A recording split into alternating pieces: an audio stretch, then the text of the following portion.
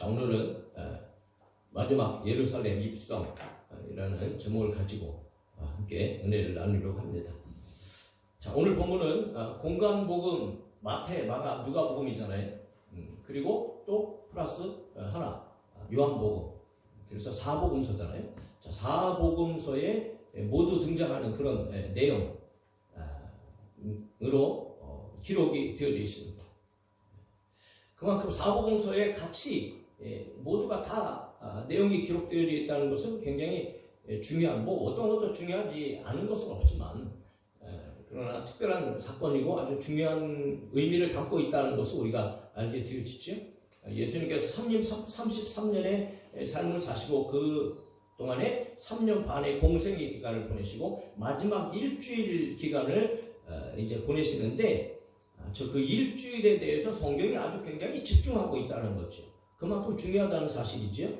그래서 우리가 마태, 마가, 누가, 요한복음의 그런 전체적인 어떤 내용을 다루는 그런 하려 하고 있는 그런 장을 보면 마태복음은 28장인데 그 가운데서 8장을, 그리고 마가복음은 16장인데 그 가운데서 6장을, 누가복음은 24장인데 그 가운데서 6장을, 요한복음은 21장인데 절반이나 되는 10장, 12장부터 21장까지의 내용을 예수님의 마지막 일주일에 집중하고 있다는 것은 그만큼 아주 중요한 내용이라는 것을 또 보여주고 있다는 거죠.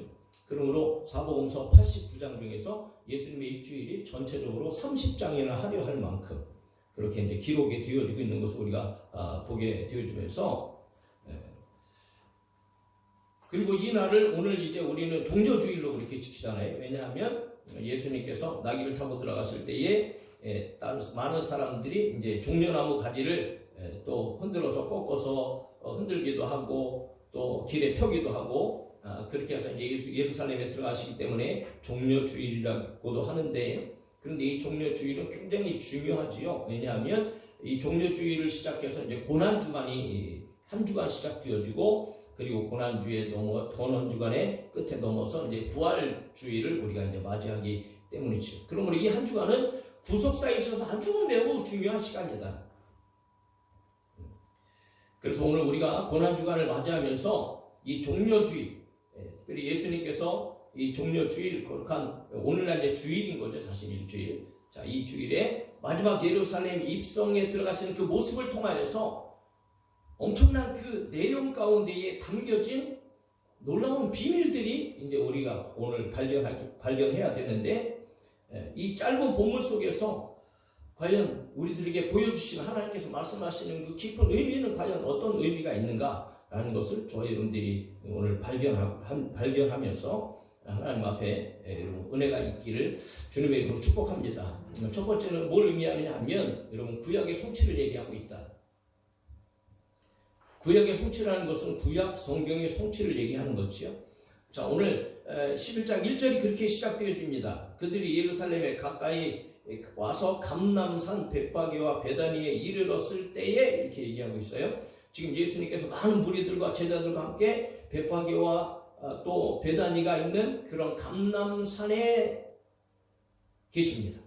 그리고 거기로부터 예수님께서 예루살렘 입성이 시작되어져요. 자, 올리브산이라고도 불리는 감람산, 해박 약 한 800m 정도의 높은 산입니다.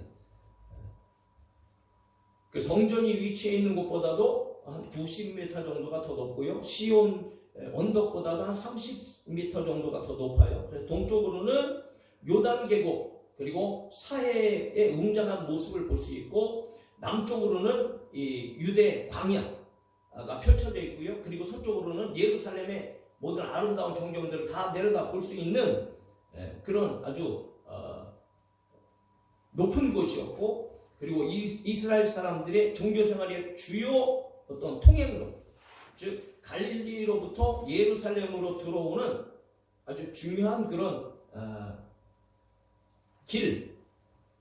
그런 역할을 했던 곳이 이제 감람산인데, 근데 감람산에 예수님께서 서셔서 거기서부터 출발하시는 것이 왜 구약의 성취와 무슨 관련이 있는가? 그것은 바로 여러분, 구약에서 이미 이런 말씀을 해주시고 있습니다. 스가랴 14장 4절에 그날에 그의 발이 예루살렘 앞 곧 동쪽 감람산에 서실 것이요 라고 얘기하면서 그날에 마지막 때에 어떤 분이 감람산에 서실 분이 계실 것이다 라는 것을 이미 스가랴서에서 이야기하면서 오늘 이 전체적인 내용을 이미도 예언해 놓으신 그런 말씀이 등장하고 있습니다. 그러므로 여러분, 예수님께서 감람산에 서셨다는 것은 이제 구약의 구속의 역사가 성취되는 것이 일보 직전이다라는 것을 이제 보여주면서 구약의 성취의 사건이 진행되어지고 있다는 것을 알려주고 있다는 거죠. 자, 그뿐이 아니고 예수님의 말씀 안에서도 오늘 본문이 이제 구약의 성취라는 것을 우리가 이제 알게 되어져요. 예수님께서 일전에 예수께서 제자들 중 둘을 보내시며 맞은편에 가서 이제 나귀를 끌어오라고 이렇게 말씀하시잖아요. 그것이 2절 3절의 말씀이시죠. 이르시되 너희는 맞은편 마을로 가라. 그리로 들어가면 곧 아직 아무도 타보지 않은 나귀 새끼가 매여 있는 것을 보리니 풀어 끌고 오라. 만일 누가 너희에게 왜 이렇게 하느냐 묻거든 주가 쓰시겠다 하라. 그리하면 즉시 이리로 보내리라 하시니 라고 예수님께서 말씀을 하시죠. 그리고 예수님께서 그 나귀를 타시고 이제 입성을 하셔요. 그런데 이것조차도 나귀를 타고 예루살렘에 들어가는 모습조차도 스가랴에서 이야기하고는 예언의 성취였다. 그러니까 스가랴 9장 9절에 시온에 따라 크게 기뻐할지어다. 예루살렘에 따라 즐거이 부를지어다. 보라, 내 왕이 내게 임하시나니 그는 공의로우시며 구원을 베푸시며 겸손하여서 나귀를 타시나니 나귀의 작은 것 곧 나귀 새끼니라. 이렇게 말씀하시는데, 근데 예수님께서 이렇게 명령하신 것 자체가 이미 스가랴에서 예언되어져 있는 것이지만 그 구약의 성취라는 것을 예수님께서 친히 오늘 마가복음에서는 기록되어져 있지 않지만 마태복음에 보면은 예수님께서 이렇게 말씀하신 이유에 대해서 또 설명을 하고 있는데, 예수님 이런 말씀을 하세요. 마태복음 21장 4절 5절에서 그렇게 말씀하신 것은 이는 선지자를 통하여 하신 말씀을 이루려 하심이라 라고 마태가 기록을 남기고 있습니다. 그러면서 일렀을 때 시온 딸에게 이르기를 내 왕이 내게 임하시니 그는 겸손하여 나귀 곧 멍에 매는 짐승의 새끼를 탔도다 하라 하였느니라 라는 설명을 다루면서 예수님께서 그렇게 말씀하신 것은 구약 성경을 이루시기 위한 말씀이다 라고 이야기하면서 스가랴 9장 9절의 말씀을 인용하고 있다는 거죠.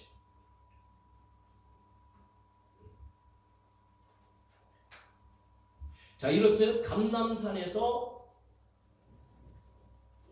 어린 나귀 새끼를 타시고 예루살렘에 입성하시는 것은 바로 구약의 성취라는 것을 보여주고 있다는 거죠. 그러면 구약 성경이 성취되어지는 것이 왜 중요한가요? 왜 구약 성경을 성취하고 계실까? 여러분, 신약은요, 구약이 존재해야 신약이 있는 거예요. 할렐루야. 구약이 없는 신약은 있을 수 없어요. 왜냐하면 신약의 역사가, 예수 그리스도의 역사가 왜 그분이 메시아인가라는 것을 입증하고 그것을 증명하려면 반드시 구약이 있는 거예요. 왜냐하면 구약에 그분이 오실 것을 약속하셨기 때문에 구약의 말씀이 성취되어져야 그분이 그리스도이시고 그분이 메시아라는 것이 증명이 되어진단 말이에요. 그러면 여러분, 구약의 성취라는 것은 바로 그렇구나, 구약에서 말씀하신 분이 바로 이분이시구나 라는 것을 보여주는 사건이기 때문에 이 구약의 성취는 성경에서 반드시 그분을 통해서, 약속하신 분을 통해서 이루어져야 하는 것이기 때문에 오늘 이 구약의 성취라는 의미는 바로 예수 그리스도가 구약에서 말씀하신 그분이시라는 것을 증명하는 사건이 되어지기 때문에 너무 중요한 거죠. 오늘 이 본문에서는 먼저 이렇게 구약의 성취의 모습을 보여주고 있다는 거예요. 자, 또 어떤 의미를 가지고 있을까? 두 번째, 만물의 주인이신 예수님이시다. 예수님께서 아직 아무도 타보지 않은 매인 나귀 새끼를 풀어 끌고 오라고 말씀하셨잖아요. 아무도 타보지 않은, 이런 거는, 이 말은요, 사실은 아직은 태어난 지 이제 얼마 되지도 않아요. 그러니까 아주 작은 새끼예요, 새끼.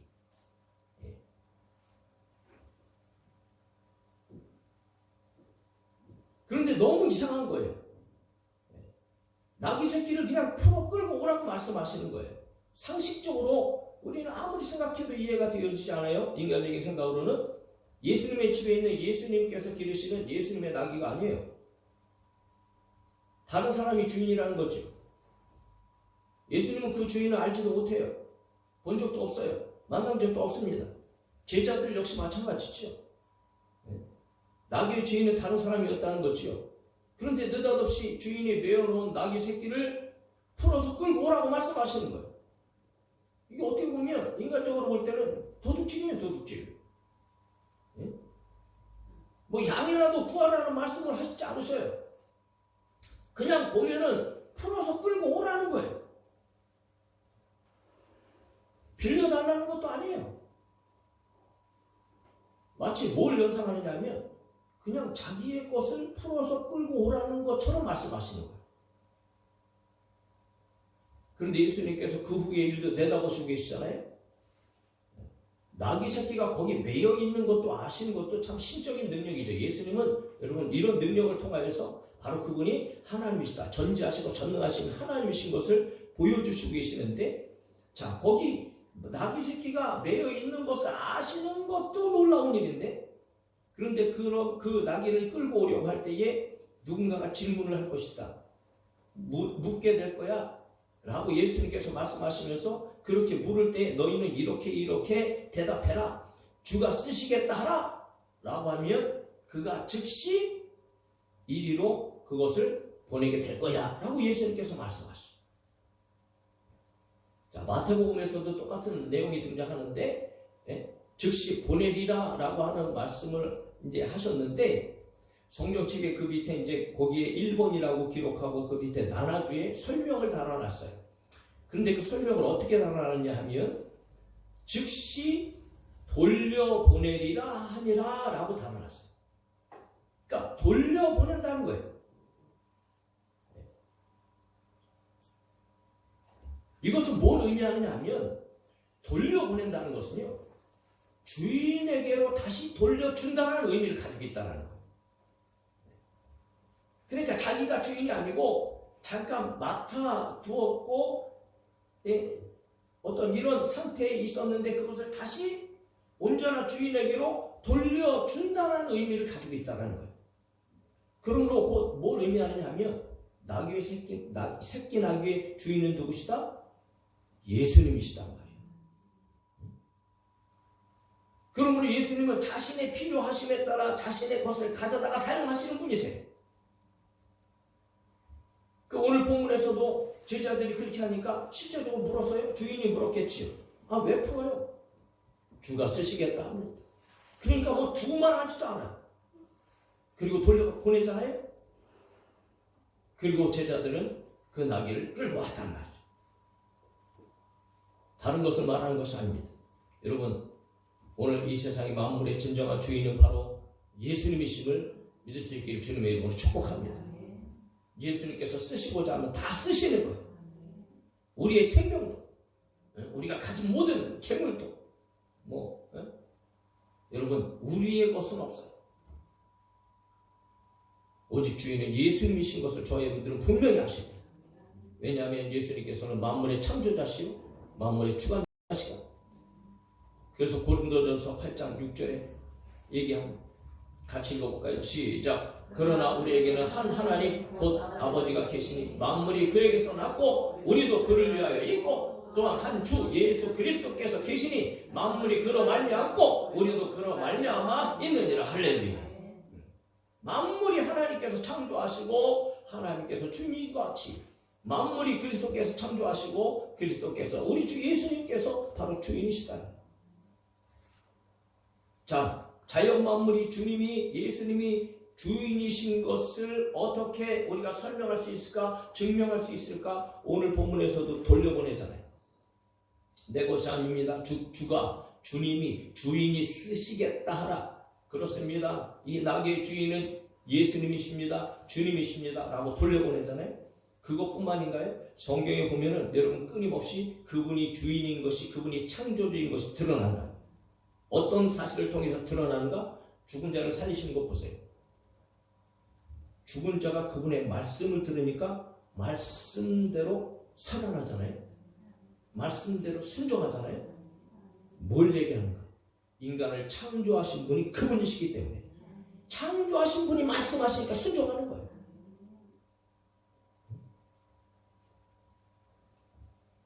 세상에서도 아무리 복잡한 기계가 있고요, 뭘 이렇게 어떤 물건이 있어도요, 그거 고장나면 다른 사람은 못 고치죠. 그런데 그것을 만드는 사람이 손에 들어가면 여러분 완전하게 고쳐지잖아요.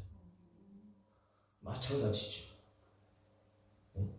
여러분, 주님께서는 창조하셨기 때문에 그 창조의 능력으로 아무리 고장나고 망가졌다 할지라도 그 말씀으로 다시 고치시는 분, 다시 회복시키시는 분, 살리시는 분이다. 왜냐하면 그분이 주인이시기 때문에 그래요. 자연계를 보십시오. 오늘 주만물을 여러분 다 다스리신 분이 누구신가? 예수님이시단 말이에요. 배를 타고 가는데 풍랑이 일어나요. 바람이 불어요. 파도가 칩니다. 제자들이 죽을 것 같아요. 주여 왜 가만히 계십니까? 어찌하여 두려워하느냐 무서워하느냐 믿음이 작은 자들아. 그러면서 예수님께서 여러분 바람을 꾸짖으시잖아요. 바람에게 말씀하시는 거예요. 자연계에 말씀하시는 거예요. 그러니까 언제 그랬냐는 듯이 예수님께서 말씀하시자마자 바람이 멈추고 파도가 찬찬히 할렐루야. 무엇을 얘기하는가? 바람의 주인이 예수님이시다. 파도를 주관하시는 분이 예수님이시다. 예루살렘에 들어가시면서 무화과 나무가 있어요. 무엇인가 열매라도 좀 얻으시려고 하니까 열매가 없어요. 예수님께서 열매를 얻으시려고 하는데 열매가 없어. 예수님께서 여러분 저주하셨잖아요. 저주하자마자 나무가 말라 죽었어. 왜 이런 역사가 나타나는가? 예수님께서 주인이시니까. 여러분, 오늘 저와 여러분들이 분명히 알아야 될 것은 우리 주 예수님께서 우리의 주인이 되시고 교회의 주인이 되시고 내가 가지고 있는 모든 것들의 주인이 되신다는 이 확실한 사실을 믿음으로 고백하시고 믿을 수 있기를 주님의 이름으로 축복합니다. 그럴 때 주님께서 우리의 삶을 책임져 주신다는 확신이 오는 거예요.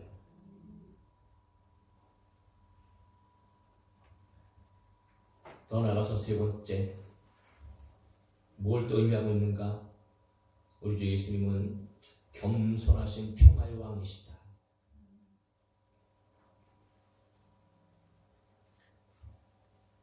스가랴서를 다시 한번 읽어볼까요? 스가랴서 9장 9절 시작. 시온에 따라 크게 기뻐할지어다. 예루살렘에 따라 즐거이 부를지어다. 보라, 네 왕이 내게 임하시나니 그는 공의로우시며 구원을 베푸시며 겸손하여서 나귀를 타시나니 나귀의 작은 것 곧 나귀 새끼니라. 아멘. 자, 여기에 분명히 아주 여러 가지 의미를 담겨져 있지만 그러나 또 한 가지 중요한 오늘 본문에서 우리가 찾아볼 수 있는 것은 바로 예수님께서는 겸손하신 평화의 왕이시다. 예수님은 마치 여러분 예루살렘에 지금 들어가시면서 개선행렬처럼 전쟁에서 승리하시고 성에 입성하시는 그런 모습으로 예루살렘에 들어가세요. 그러므로 사람들의 대단한 환영을 받으시며 입성하시는 것이죠. 제자들은 자기의 겉옷을 나귀 위에 얹었고요. 겉옷을 벗어서 나귀 위에 얹었어요. 마치 말 안장처럼. 그리고 예수님께서 나귀 새끼를 타셨어요.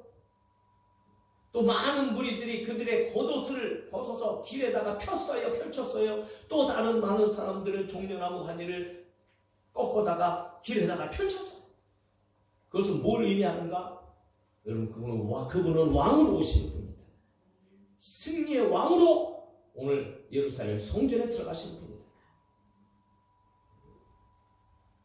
대부분의 왕들은 전쟁에서 승리하면 얼마나 여러분 이 어깨를 펴고 대단한 어떤 화려한 그런 성전에 성으로 입성을 하겠지요. 백마를 타거나 흑마를 타거나 어마어마한 그런 어떤 영광의 모습으로 성으로 들어가겠지요. 그리고 환영을 받겠지요. 그런데 예수님께서는 환영을 받으시면서도 예수님의 모습은 그런 훌륭한 그런 모습이 아니었어요. 어린 나귀 새끼를 타신, 어떻게 보면 참 우스꽝스러워 아주 작은 나귀 새끼를 타시고 어른이 그런 모습으로 지금 환영을 받으면서 예루살렘으로 입성하신 예수. 뭘 의미하는가? 여러분, 예수님께서 그렇게 승리하시는 모습으로 입성하시는 것은 유대인들, 이스라엘 백성들이 그렇게 바라던 어떤 정치적인 통치,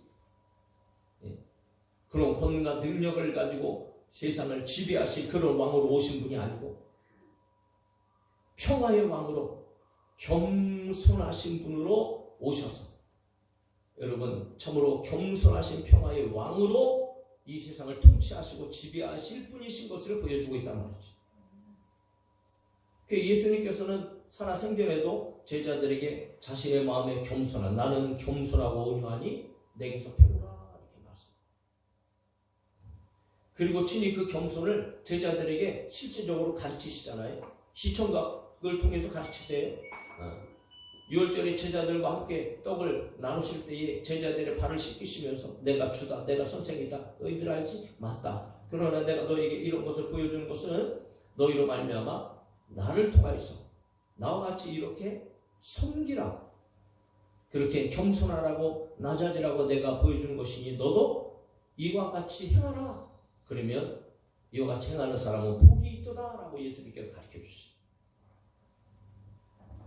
예수님께서는 겸손한 왕으로 이 땅에 찾아오셔서 오신 것 자체가 겸손한 것이었죠. 하나님이신데 하나님과 동등됨을 취할 것을 여기지 아니하시고 오히려 자기를 비워 인간의 몸을 가지고 오시고 순종하시고 십자가에 죽기까지 예수님은 겸손한 왕. 그리고 여러분, 이 일을 통하여서 온 우주 만물 가운데 가장 높으신 이름으로 하나님께서 우뚝 세워주신 완전한 승리자로 이 땅에 오신 분이 예수님이시단 말이죠. 그러므로 오늘 본문에서도 사람들은 그렇게 얘기하죠. 9절에 주의 이름으로 오시는 이여, 10절에 오는 우리 조상 다윗의 나라여, 이렇게 얘기하면서 그들은 여러분 예수님께서 오심이 마치 자기들 이스라엘 백성들 억압받고 있는 로마에 속박되어 있는 그들을 구원하고 그들에게 어떤 세상을 정복하고 다스리는 어떤 이런 왕으로, 능력 있는 왕으로 오는 것으로 착각하고 있지만, 그러나 예루살렘의 입성의 의미는 그런 것이 아니었다. 이미도 구약에서도 이렇게 선포되어지고 있단 말이지.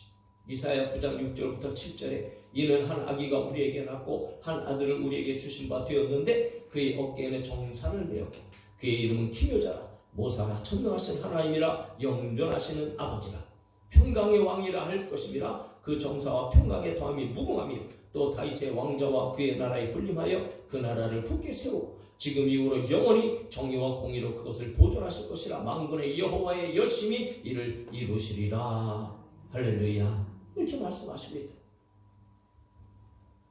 자, 우리 예수님은 겸손하신 분이에요.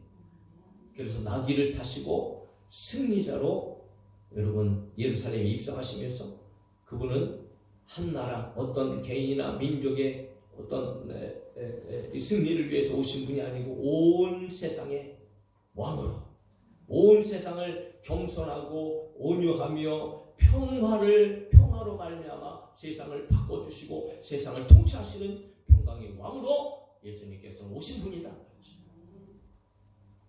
그것을 오늘 본문에서 분명히 우리 가운데 보여주고 있다. 네 번째, 그분은 찬양받으실 분이다.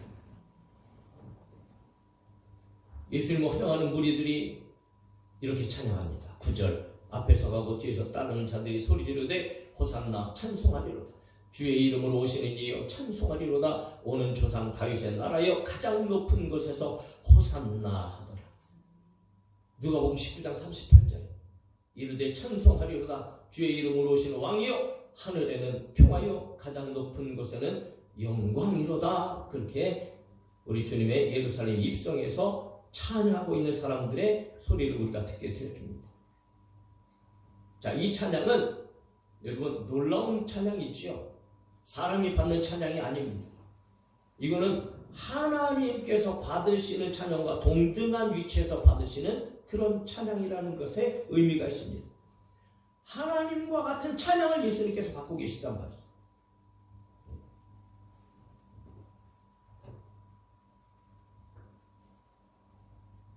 한결같이 사람들은 예수님을 환영하고 있죠. 그동안 예수님을 통해서 일어났던 그런 일들을 보면서 정말로 놀라운 그분의 영광을 찬양하고 있는 것을 우리가 보게 되어지는데, 자, 예수님께서는 이 세상에 오실 때부터 찬양받으신, 그냥 천군 천사가 예수님의 탄생을 찬양하고 있잖아요. 누가복음 2장 14절에 지극히 높은 곳에서는 하나님께 영광이요 땅에서는 기뻐하시는 사람들 중에 평안하다, 그렇게 여러분 천군 천사가 찬양하잖아요. 자, 이런 천군 천사의 찬양이 이제는 사람들의 입을 통하여 예수님께 돌려주고 있다. 동일한 찬양, 동일한 내용이에요. 그런데 이렇게 예수님께서 찬양받으시는 것을 질투하는 사람들이 있어요. 싫어하는 사람들이 있어요. 그들은 바리새인들이었죠. 그래서 누가복음에 보면 바리새인들이 예수님, 아니 어떻게 예수님께서 그런 찬양을 받아요? 그렇게 찬양하는 사람들의 입이 그렇게 찬양하지 않도록 그렇게 하지 말라고 하세요 라고 이렇게 요청을 합니다. 오히려 제자들을 천만하고 얘기하죠. 그것은 예수님께서 받으신 만한 찬양이 아닙니다. 응? 그러나 예수님께서 여러분 놀라운 말씀을 하세요. 누가복음 19장 40절 같이 읽읍시다. 시작. 대답하여 이르시되 내가 너희에게 말하노니 만일 이 사람들이 침묵하면 돌들이 소리 지르리라 하시니라. 할렐루야. 나는 찬양받기에 합당한 존재야. 저 사람들이 찬양하는 것을 찬양하는 것이 멈춰지면, 그리고 그 사람들이 침묵하게 되어지면 내가 돌들을 통하여서도 소리 지르게 해서 나는 영광과 찬양을 받아야 할 거야, 받게 할 거야 라고 예수님께서 말씀하십니다.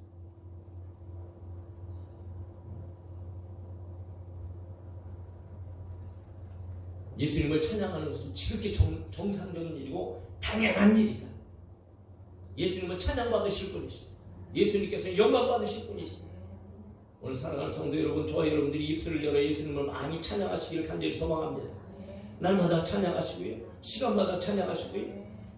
그분은 하나님이십니다. 그분의 이름을 높여드리고 그분을 찬양하고 경배하고 기뻐하는 것이 마땅한 하나님의 백성들이 할 일이다. 그래서 시편 기자는 그 얘기하지. 찬송은 정직한 자들이 마땅히 할 바로다. 호흡이 있는 자마다 여호와 이름을 찬양할지어다. 말씀. 오늘 주님의 이름을 찬양해. 예수 그리스도의 이름을 찬양하시고 그분을 높여드리시는 우리 모든 성도들이 되어줄 수 있기를 주님의 이름으로 축복합니다. 찬양받으실 분은 오직 우리 하나님, 우리 예수님밖에 없다는 이 사실을 기억하고 그분을 높여드릴 수 있기를 간절히 소망합니다. 자, 마지막으로 여러분, 오늘의 말씀의 결정이죠. 예수님은 구원자가 되신다. 예수님께서 예루살렘에 입성하신 가장 큰 목적은 바로 하나님의 뜻을 성취하시고 이루시기 위함이었다. 이 땅에 오신 최종 목적은 무엇인가?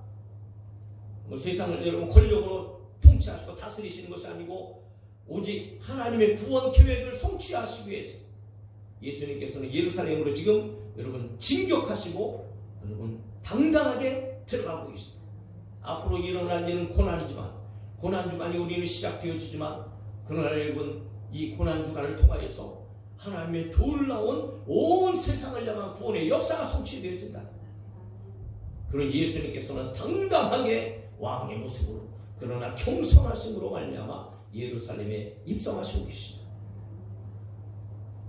그 예수님께서 구원자가 되시는 사건이 여러분 여러 가지 정황을 통해서 우리에게 이제 보여지게 되어지는데, 예루살렘에 들어오시기 바로 전날 놀라운 사건이 있죠. 그것은 바로 베다니에 있을 때 바로 예수님의 머리에 이제 기름 부음의 사건, 기름 도유의 사건이 이제 일어나게 되었습니다. 예수님의 예루살렘 입성과 또 이 기름 부음의 도유 사건은 아주 밀접한 긴밀하게 연결되어지고 있는 사건입니다. 그럼 이 도유 사건은 여러분 다른 것이 아니에요. 예수님의 죽으심과 깊은 관련이 있어서 예수님의 죽으심과 장사를 예비하게 되어진, 그러므로 입성 사건은 인류의 죄를 담당하기 위해서 죽으시기 위해 죽음의 현장으로 나오시는 예수님의 그런 입성의 모습이었다는 거죠. 그러므로 그분은 다윗의 혈통으로 이 땅에 오셔서 우리 가운데 구원자로 오시는 영원한 메시아이신 것을 보여주고 있다는 거예요. 계시록에서 7이 이런 말씀을 하십니다. 계시록 22장 6절에 나 예수는 교회들을 위하여 내 사자를 보내어 이것들을 너희에게 증언하게 하였노라. 나는 다윗의 뿌리요 자손이 곧 광명한 새벽별이라 하시더라 라는 말씀을 하십니다. 찬양 중에도 나타납니다. 오늘 보게 되어주면 뭐라고 찬양해요? 9절입니다. 앞에서 가고 뒤에서 따르는 자들이 소리 지르되 호산나 찬송하리로다. 주의 이름으로 오시는 이여 10절 찬송하리로다. 오늘 우리 조상 다윗의 나라여 가장 높은 곳에서 호산나 하더라. 여러분 호산나라 뜻이 무엇인지 아십니까?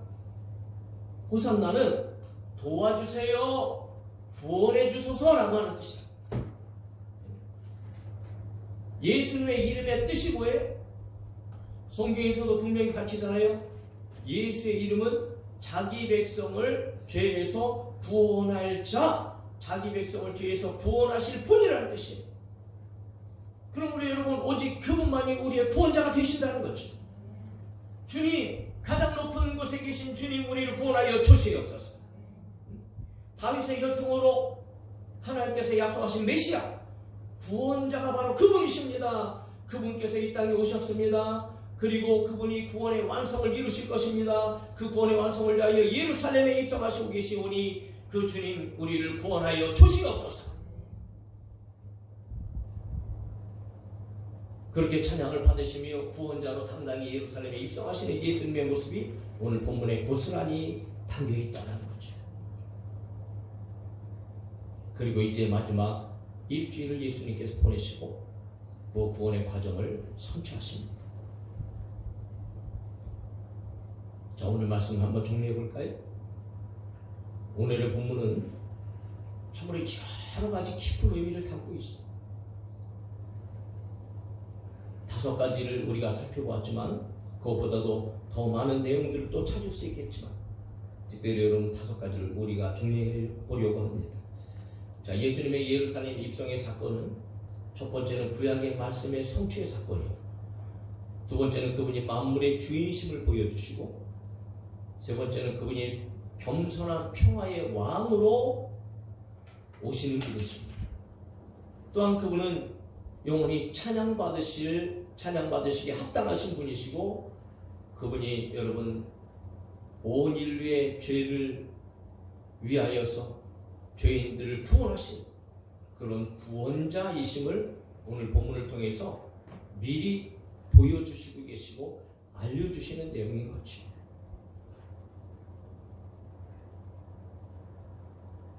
그러므로 우리는 이 한 주간 여러분 예수님을 묵상해야 됩니다. 예수님께서 오늘 이 5가지의 내용 속에서 모습을 가지고 오신 예수님을 우리가 묵상하면서 예수님의 가신 길을 저와 여러분들이 따라가자.